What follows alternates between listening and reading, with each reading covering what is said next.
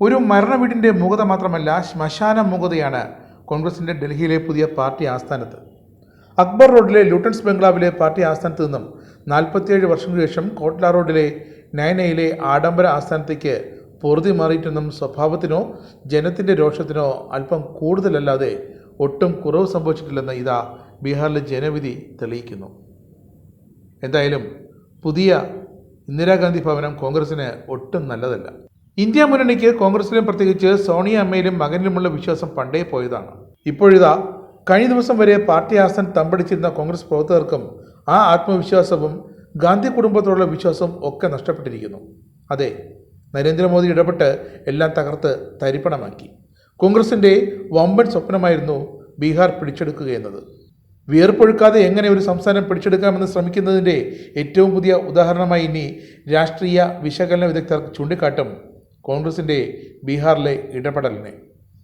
ബീഹാർ തെരഞ്ഞെടുപ്പ് പ്രഖ്യാപിച്ച ശേഷം കോൺഗ്രസിൻ്റെ പ്രതിപക്ഷ നേതാവായ രാഹുൽ ഗാന്ധി നടത്തിയ വോട്ട് ചോരി വിവാദത്തെപ്പറ്റി, അത് തികച്ചും വ്യാജമായൊരു സംഭവമായിരുന്നെന്ന് എങ്ങനെ ബീഹാർ ജനത തിരിച്ചറിഞ്ഞെന്നും അവരതിനെ പ്രതികരിച്ചെന്നും ഒക്കെ ഈ തിരഞ്ഞെടുപ്പ് വ്യക്തമാണ്.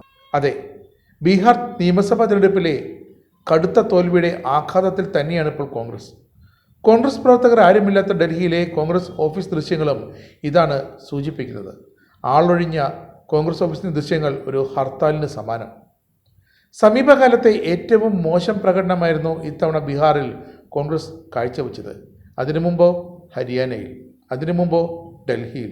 കഴിഞ്ഞ തവണ വിലപേശി വാങ്ങിയ 70 സീറ്റിൽ 19 എണ്ണത്തിൽ മാത്രമായിരുന്നു കോൺഗ്രസിൻ്റെ ജയം.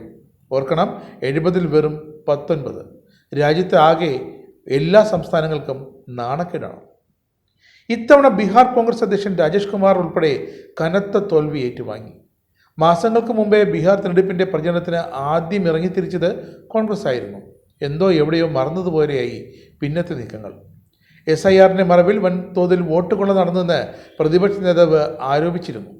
വോട്ട് കൊള്ളയും വൻ ചർച്ചയ്ക്ക് കാരണമായി. പക്ഷേ അതിൻ്റെ അനുബന്ധ ആരോപണങ്ങളും ഒന്നും ബീഹാർ ജനത മുഖവിലക്കെടുക്കാതെ തള്ളി എന്നാണ് ഈ തെരഞ്ഞെടുപ്പ് ഫലം സൂചിപ്പിക്കുന്നത്.